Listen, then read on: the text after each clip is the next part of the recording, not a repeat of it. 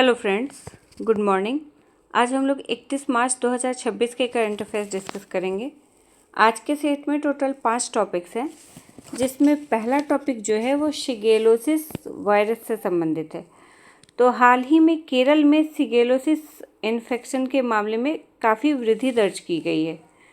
ये है क्या? तो ये संक्रमण इन्फेक्शन जो है ये अत्यधिक संक्रामक है और मुख्य रूप से स्वच्छता तथा साफ सफाई की कमी वाले क्षेत्रों में तेजी से फैलता है। ये शिगेला नामक बैक्टीरिया के कारण होता है और ये मुख्य रूप से शरीर में आंतों को प्रभावित करता है और तीव्र दस्त यानी कि डायरिया का कारण बनता है। ये बीमारी वैश्विक स्तर पर बैक्टीरियल डायरिया के प्रमुख कारणों में शामिल है और मनुष्य ही इस बैक्टीरिया का एकमात्र प्राकृतिक स्रोत है, यानी कि मनुष्य से ही मनुष्य में ये फैलता है ये बैक्टीरिया, जिससे इसका प्रसार जो है व्यक्ति से व्यक्ति में आसानी से होता है।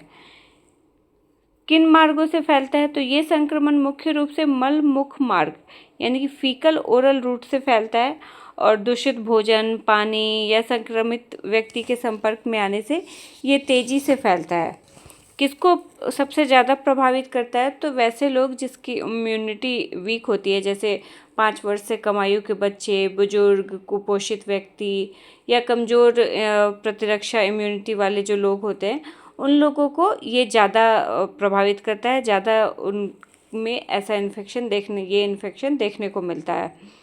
इससे बचाव के लिए क्या कर सकते हैं? तो सबसे पहले साफ़ सफाई रखिए अपने आसपास में, क्योंकि ये स्वच्छता इसके लिए ज़रूरी है। जहाँ साफ़ सफाई नहीं होता, स्वच्छता नहीं होता, वहीं पे मुख्य रूप से ये फैलता है। तो सबसे पहले सबसे ज़रूरी चीज़ यही है कि साफ़ सफाई, लगातार हाथ धोने की जो आदत है उसको डेवलप किया जाए बच्चों में, बुज़ुर्गों में।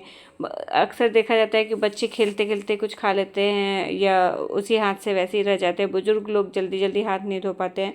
तो स्वच्छता बनाए रखना सबसे ज़्यादा ज़रूरी है। ये अपने आप ठीक हो जाता है जनरली ये इन्फेक्शन जो है, लेकिन फिर भी अगर ठीक ना ले और ज़्यादा तीव्र रूप धारण कर ले तो इसके लिए डॉक्टर से दिखा के एंटीबायोटिक वगैरह प्रोवाइड कराया जाता है। तो ये शिगेलोसिस संक्रमण से संबंधित था। ये हाल ही में केरल में इसकी में काफ़ी वृद्धि दर्ज की गई है। नेक्स्ट टॉपिक है कोची स्थित मैरीटाइम वॉरफेयर सेंटर में IONS के तहत एक महत्वपूर्ण समुद्री अभ्यास आयोजित किया गया है। तो भारत ने हाल ही में कोची, जो भारतीय नौसेना का दक्षिणी कमान मुख्यालय है जहाँ पे, वहाँ स्थित मैरीटाइम वॉरफेयर सेंटर में हिंद महासागर नौसेना संगोष्ठी यानी कि IONS के तहत एक महत्वपूर्ण समुद्री अभ्यास का आयोजन किया है। इस अभ्यास में किन किन देशों की नौसेनाएं शामिल हुई हैं? तो Bangladesh, France, Kenya, Indonesia, Maldives, Mauritius, Myanmar, Seychelles, Singapore, Sri Lanka, Tanzania और तिमोर लेस्ते, इन सबके साथ कई IONS सदस्य देश की नौसेनाएं इसमें शामिल हुई हैं और हिंद महासागर क्षेत्र में उभरती गैर पारंपरिक समुद्री सुरक्षा चुनौतियों पर चर्चा की हैं। इस सम्मेलन का, इस अभ्यास का उद्देश्य क्या है?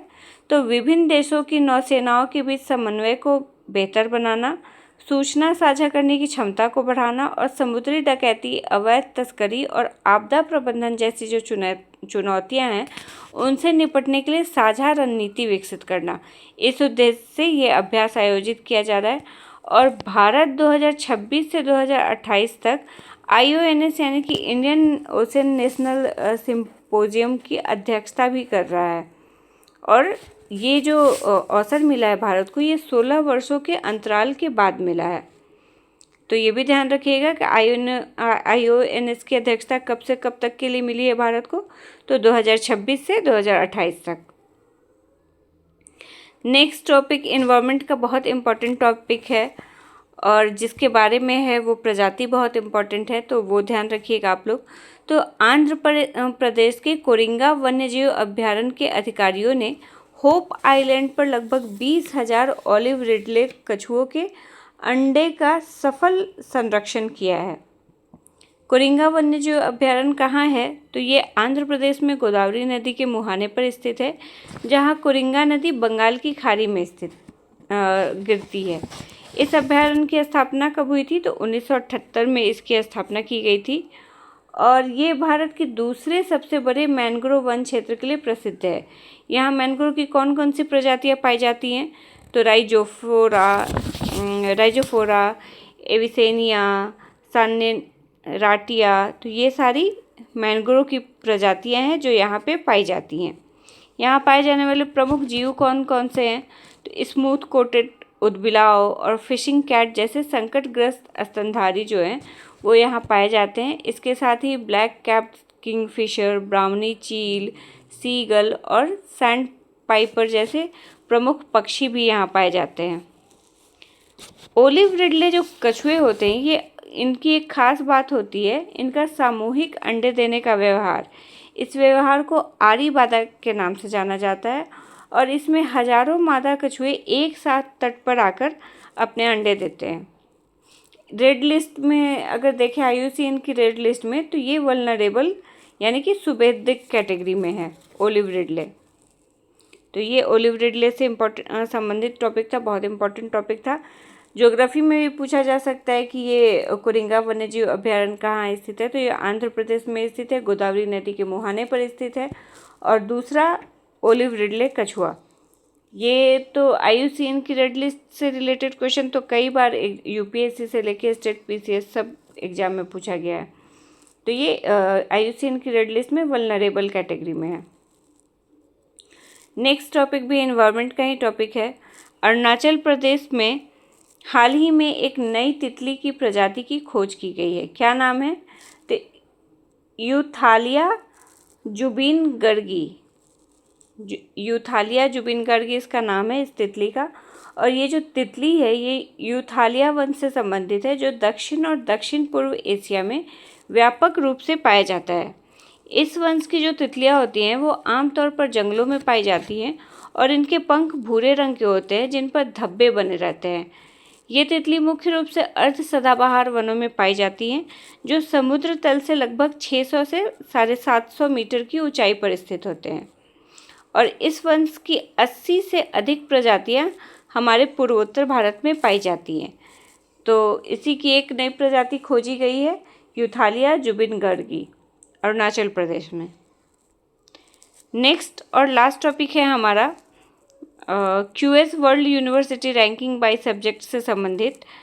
तो ये रैंकिंग जारी की गई है अभी 2026 में और इसमें भारत की उच्च शिक्षा प्रणाली ने उल्लेखनीय प्रगति दर्ज की है। क्या प्रगति दर्ज की है? तो इस वर्ष 99 भारतीय संस्थानों ने कुल 599 विषयों में स्थान हासिल किया है। QS यानी कि क्वाकवेरेली साइमंड्स, इनके द्वारा ये रिपोर्ट जारी की जाती है और इस रैंकिंग में दुनिया भर के 1900 विश्वविद्यालयों के 21,000 से अधिक शैक्षणिक कार्यक्रमों का मूल्यांकन किया गया है। भारत ने इस वर्ष 120 नए एंट्री जोड़े हैं जिससे यह दुनिया के सबसे तेज़ी से उभरते शिक्षा प्रणालियों में शामिल हो गया है और लगभग 44% भारतीय संस्थानों की जो रैंकिंग है उसमें सुधार हुआ है। लेकिन अभी भी कोई भी भारतीय संस्थान वैश्विक शीर्ष 10 में अपना स्थान नहीं बना पाया है। IIM अहमदाबाद जो है इसने बिजनेस और मैनेजमेंट स्टडीज़ में वैश्विक स्तर पर 21वां स्थान हासिल किया है और इसके साथ ही अब भारत के 7 संस्थान बिजनेस और मैनेजमेंट स्टडीज़ में वैश्विक शीर्ष 100 में शामिल हो गए हैं। इसके अलावा IIT दिल्ली, IIT बॉम्बे और ISM धनबाद ने शीर्ष 50 में अपनी जगह बनाई है। IIT दिल्ली को तो 5 विषयों में टॉप 50 में स्थान हासिल हुआ है। कौन कौन से विषय हैं? तो electrical, mechanical, computer science, chemical और सिविल इंजीनियरिंग। तो इन 5 विषयों में टॉप 50 में स्थान प्राप्त हुआ है IIT दिल्ली को।